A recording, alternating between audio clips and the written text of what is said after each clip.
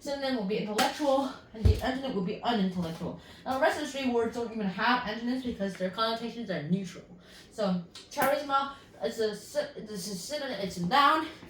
I have it upside down, and it basically means personal magnetism or charm. The charm to be have a lot of charm. So charisma, the synonym would be charm, and then the antonym would be like non-advisory. The 9th word is chronicle.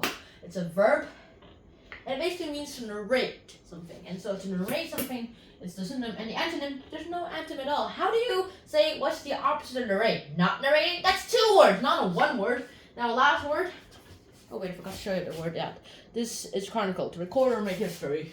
And then our last word is this. To circumscribe. It basically means to draw a line around or to close.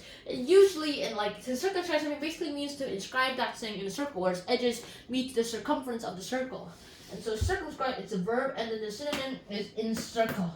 And now the antonym, there's no opposite for encircle. It's in square, in try, in pent. That's not a word yet. And now our last word is a math word.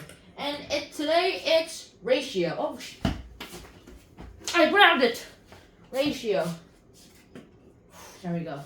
Now what is a ratio? A ratio is basically 2 or more numbers or expressions or values that can be represented in ways that looks like this. But here's a requirement. It has to be able to be written like a fraction. It has to have the ability to be written like a fraction. So you can write ratios like A to B, like 1, for example of it is 1 to 2, or A per B, because A per B, you'll see what this means later. You get like 2 per 1, and so for example, it's like 2 miles per hour. And then this way, A to B with the colon, like for example, it's 3 to 4, and A over B basically means 5 over 6. And so what does this mean? What are ratios? And isn't this a fraction, not a ratio? Well, all math students know that all ratios can be written as fractions. Also, the denominator is usually not 0. And the ones with 1 as the bottom number are usually called unit rates, because those rates are usually show how many things happen in 1 unit of some sort of time or length. So you call these unit rates, because the rates are like how much something happens in this rate of time. And basically, in the fraction form, the fraction can be represented as 1 number, or it can be a representation of 2 numbers. So the 1 number one, like 1/2, it's 1 over 2, and it basically means you split something in 2 parts and you only take 1 part. But the ratio version of that, 1/2, it basically 1/2, 1 over 2. You say 1 over 2. You don't say 1/2. You say it like this, 1 over 2. Basically means 1 thing. Every 2 things, you have 1 thing, like 1 sandwich for every 2 people.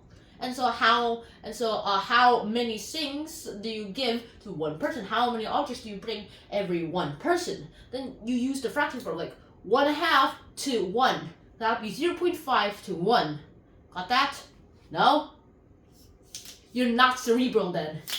And that's it. I hope you guys enjoyed this episode of Handsome Sean. I hope to see you guys soon in another episode of Handsome Sean. And so until next time, Shan out. Peace. With Claude, that I officially dub the dancing cat. Ba ba ba ba da da da da da da da da da da ba ba ba da da da da. Fly bang. Flying dance is an awesome dance. I love dancing in the air. I have several legs and I am back here where I started. Da da da da da da. Okay, bye guys.